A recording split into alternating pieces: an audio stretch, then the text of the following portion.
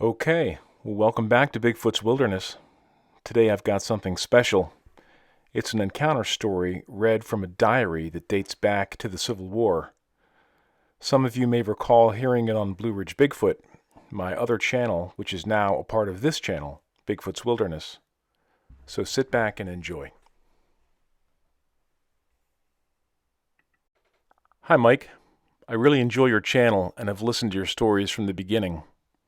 I appreciate the fact that some of your stories about Bigfoot are sympathetic to the creature. I believe that he is quite intelligent, more like a man than an animal. Ever since I was a little boy, I have been fascinated by the stories about him. In fact, we have a family history together. The other day, I was cleaning out my grandmother's attic in Lexington, Virginia. Amid the piles of useless trinkets and family keepsakes, I found an old journal written by my great-great-grandfather, Matthew William. He was a private in the Union Army, but he was never much of a fighter. He studied music at Oberlin College, one of the best schools in the country at the time. In fact, he was considered one of the premier violinists in the country. Unfortunately, in 1862, he was conscripted by Lincoln to fight in the 7th Brigade and stationed in Chattanooga, Tennessee. Against his better judgment and the judgment of his commanding officers, he brought his violin with him everywhere, from the swamps of Chickamauga to the Cumberland Plateau. Well, at this point, maybe I'll just try to transcribe some of the notes from his journal. His handwriting is difficult to read and his syntax can be arcane, so I've made some slight adjustments for easier reading. August 3rd, 1862. It is another hot day. The sun scorches my back and the air is heavy and wet.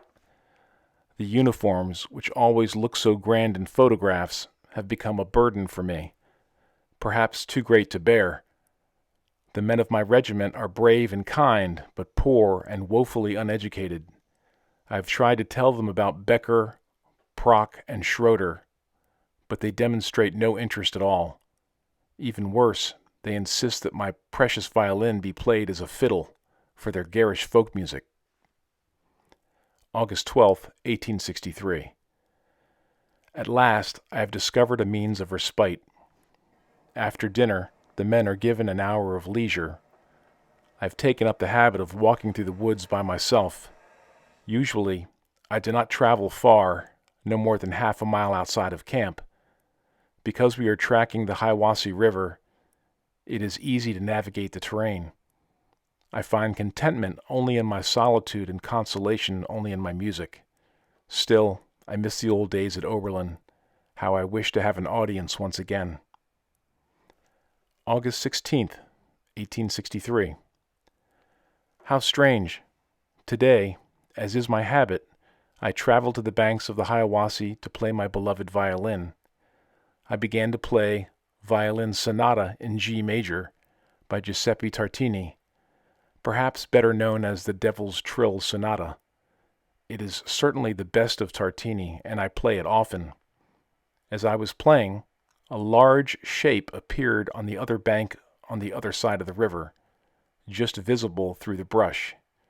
It was large and hairy. I stopped playing for a moment, assuming it to be a bear. Shortly after the music stopped, the bear retreated back into the woods. Because there was a river between us, and it was a clear day, I began to play again. No sooner did I start than the creature reappeared. This time, I could see that it was not a bear, though it was of similar size. It walked on 2 legs like a man, and yet this creature was far larger than any man. For some reason, I was not afraid. The creature stood at the bank and made no further movement in my direction. It seemed to be looking at me. I would have sworn it were listening to my sonata. When I finished, the monster swiftly disappeared back into the woods. August 17th, 1863. In the darkest hours of the night, I was awakened by a long and mournful howl which only seemed to be getting longer and louder. I was puzzled as to what could make a noise like this. I noticed no noise in the camp as well. Was I the only one hearing this? I looked around my tent and noticed that all of the men were awake. We stared blankly at each other. One soldier whispered to us about the legend of a wild man that walked the Hiwassee River. It was twice the size of any man. It was fearless and would give chase to anyone on foot or by horse. He described some rather gruesome scenes and suggested we don't leave the tent, and that the howling would eventually stop. I did not ask him how he knew this legend, but we all heeded his advice. Was that what I saw down by the river? I laid awake for hours thinking how close I could have come to my own death. How foolish had I become?